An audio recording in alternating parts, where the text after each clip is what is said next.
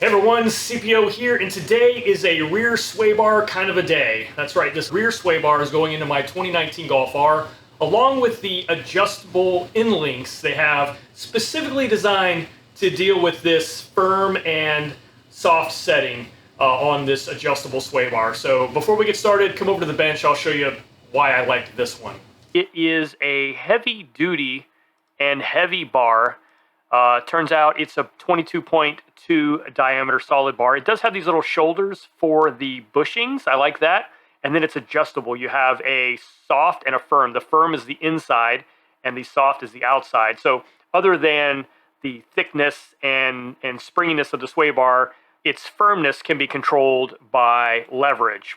Now on the soft setting, it should be about a 30% increase over factory. And this is the Golf R, so I don't know if it's different for the GTI.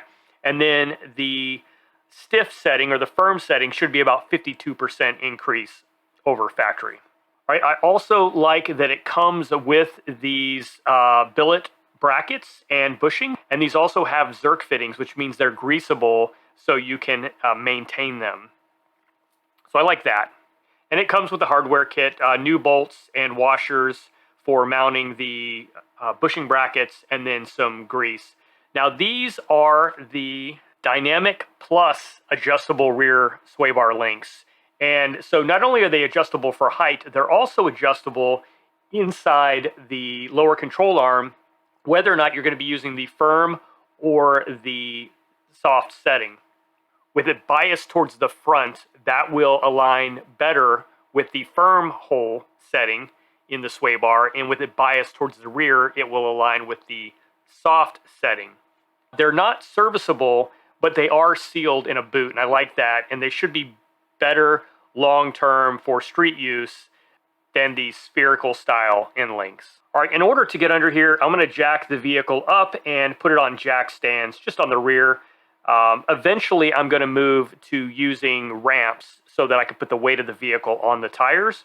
But as you'll see in this install, I like the ability to move the wheel up and down while the vehicle's on stands, and you'll see that, but it helps me get the drive line out of the way and things like that. So I do have chocks up front, and then this is what we're dealing with here. I'm looking from the passenger side to the driver's side, and then right here you can see the sway bar bracket and the bushing, and there's two bolts there. And then this is the sway bar end link that mounts in the lower control arm.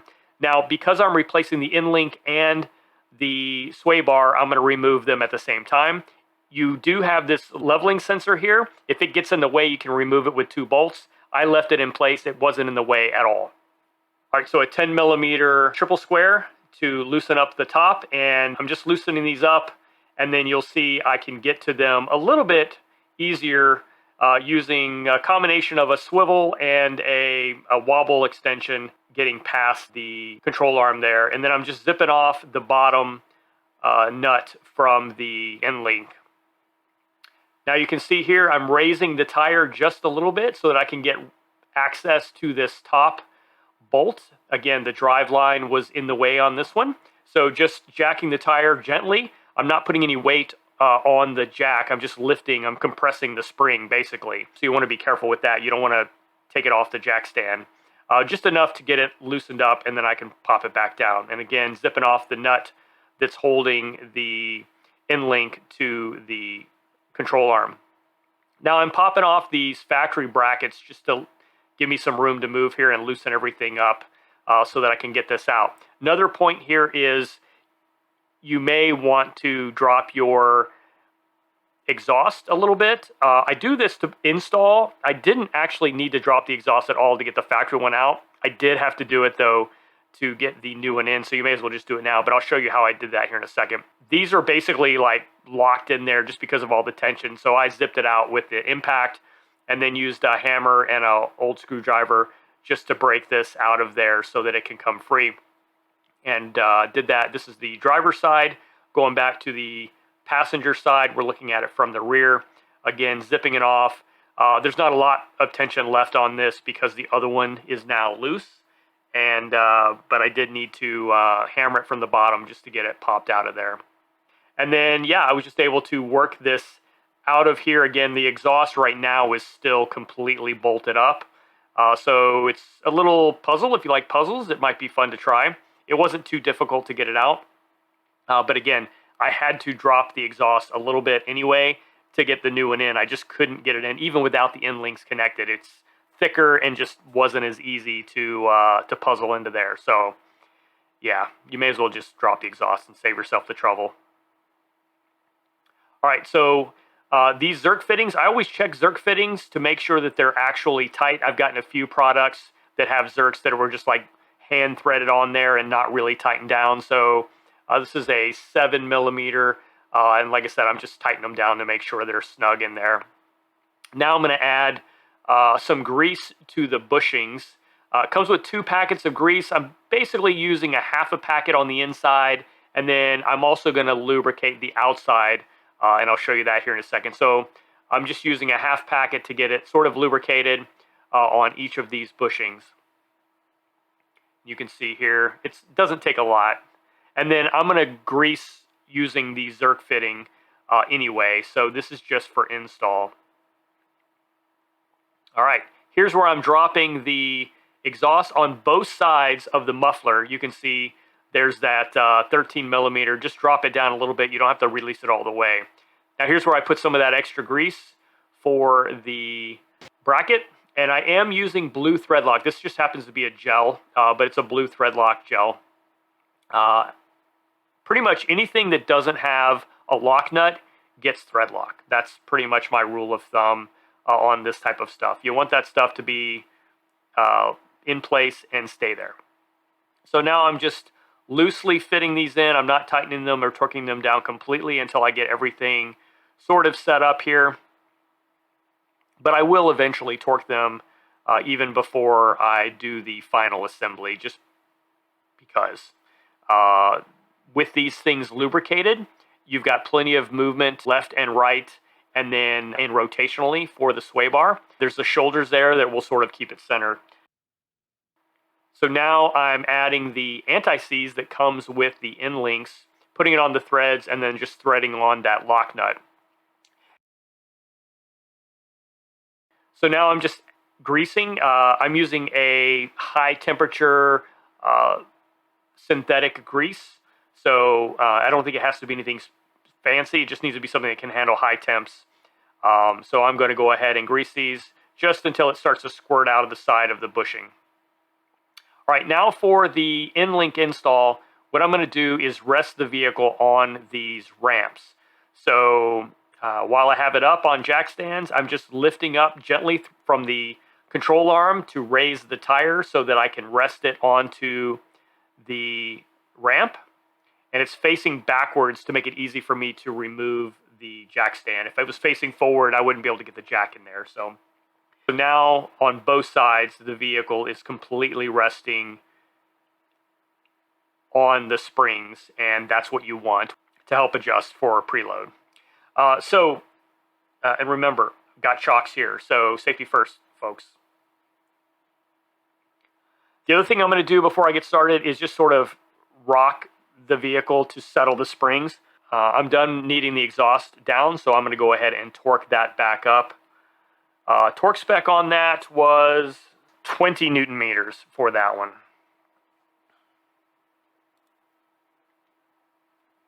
All right, so now I'm fitting this again with it biased towards the front because I'm using the firm setting. I'm dropping in the lower part into the control arm, and then I'm threading in the factory bolt that I removed from the disassembly. And then now I'm fitting in the upper part into the sway bar, again the first hole, the hole closest to the front, and thread lock on this bolt as I put it back together and torque it down. I ended up going with it all the way tight. That was the best, and it's probably because I'm lowered.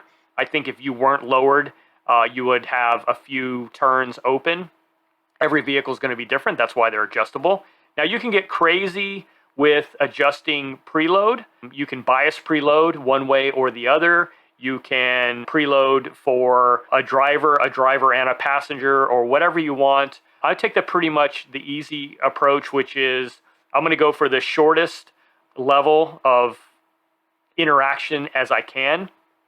As it turns out, though, on the passenger side, I had to raise the suspension up just a little bit to get that in, even at the lowest setting on the InLink.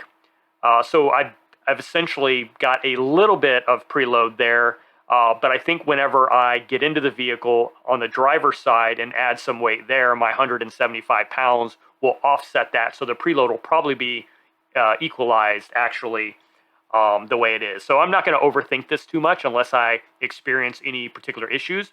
But if you think about it, your factory InLinks are not adjustable. So same thing, right? They're basically, the way I'm installing these are with them with equal links.